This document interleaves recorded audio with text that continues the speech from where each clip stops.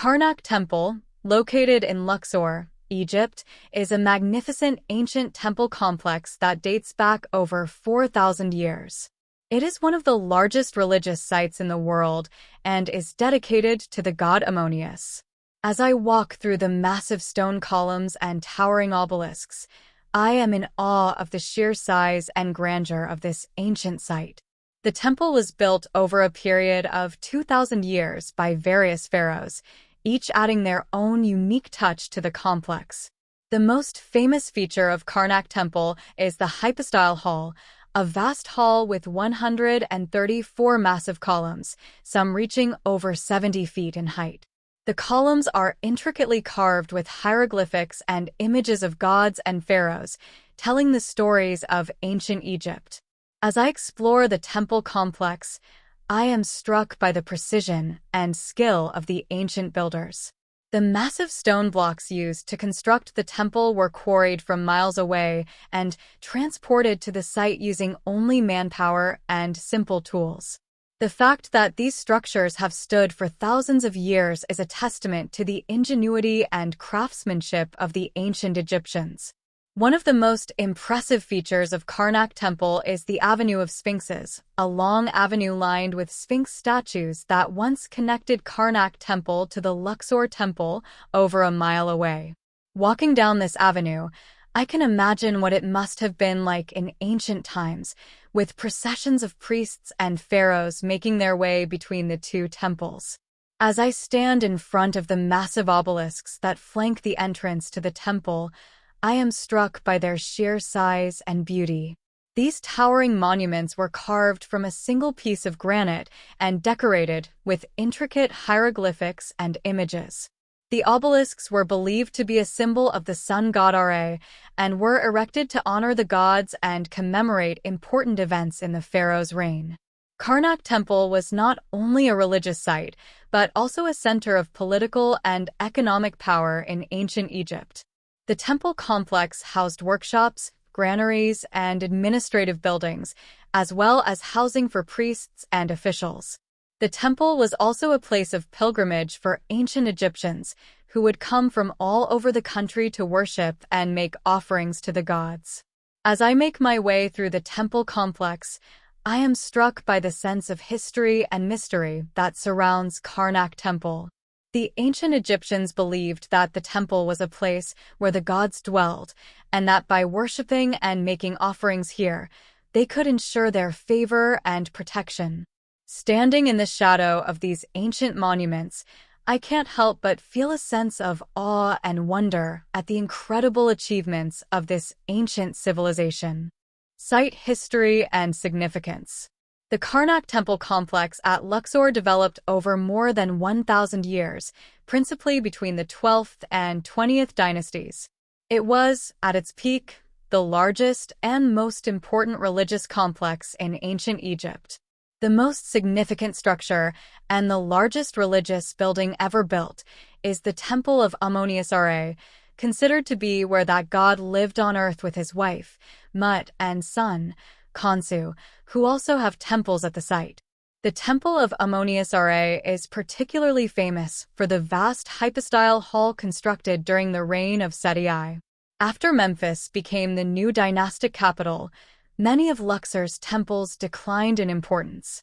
In later centuries, Ptolemaic rulers and Coptic Christians altered parts of the complex for their own uses. Challenges to conservation. The buildings were in various states of ruin by the time they were encountered by Napoleon's scholars and archaeologists in the early 19th century. Over the last century, a rising water table and chemical degradation associated with the intensification of agricultural irrigation practices in the region have created new conservation problems and accelerated damage to the stones, foundations, and columns that have remained in place since antiquity. Since many of the exterior surfaces contain relief carvings and hieroglyphs, this type of deterioration brings with it especially heavy losses to the historical record, threatening the integrity of the site and compromising scholars' abilities to understand the meaning of these decorative elements. How we helped. From 2001 to 2003, WMF, Through the Robert W. Wilson Challenge to Conserve Our Heritage in partnership with the University of Chicago and the American Research Center in Egypt, assisted with emergency stabilization and repairs, removal of salts and chemicals, and the development of a long-term conservation treatment plan to address ongoing monitoring and maintenance issues to improve overall general conditions at the site and hopefully slow the pace of deterioration at the complex. Why it matters. The Karnak Temple is a massive temple complex to which dozens of pharaohs added their own constructions. The area was in constant development and used between the Middle Kingdom, 2080 to 1640 BC, and the early Christian period. The immense size of the complex, as well as its various architectural, artistic, and linguistic details, make it an invaluable historical site and resource for understanding the evolution of ancient Egypt, and thus its conservation is critical. Because of its long history of construction and functionality, the gods worshipped at Karnak range from some of the earliest Egyptian deities to some of the latest, thus offering an impressive presentation of ancient Egyptian religious practices and beliefs. Cult temple dedicated to Amun-Re, Mut and Khonsu, the largest religious building ever constructed. The Temple of Karnak was known as Ipet-isu, or most selective places, by the ancient Egyptians. It is a city of temples built over 2,000 years and dedicated to the Theban triad of Amun-Re, Mut and Khonsu. This derelict place is still capable of overshadowing many wonders of the modern world, and in its day must have been awe-inspiring. For the largely uneducated ancient Egyptian population, this could only have been the place of the gods.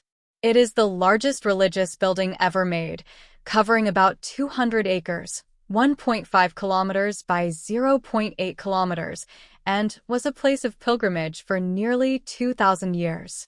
The area of the sacred enclosure of Amun-Re alone is 61 acres and could hold 10 average European cathedrals.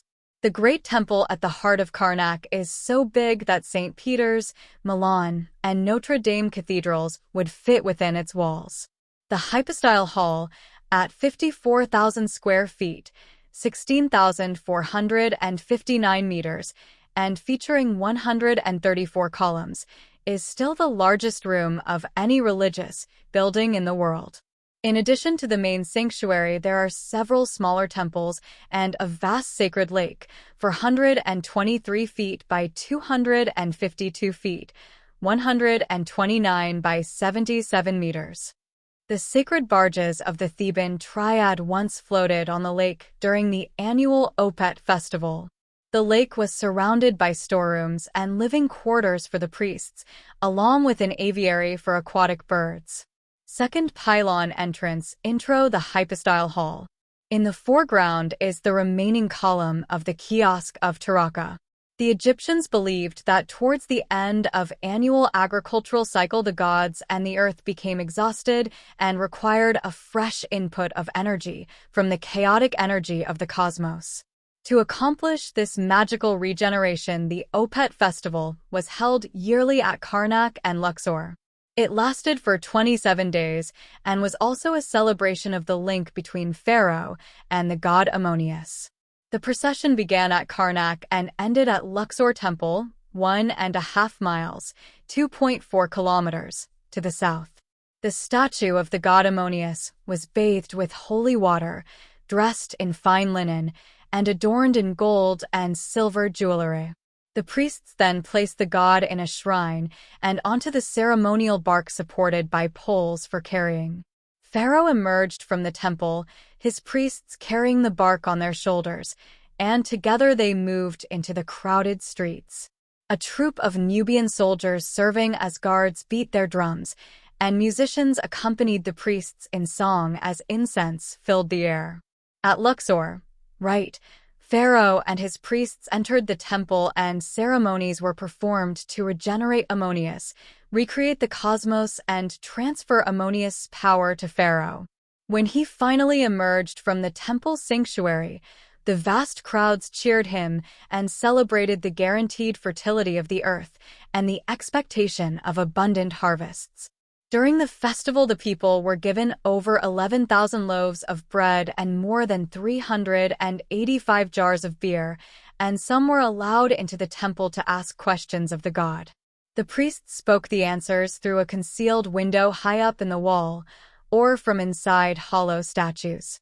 Karnak Temple Complex is located in Luxor, Egypt, and is one of the largest temple complexes in the world.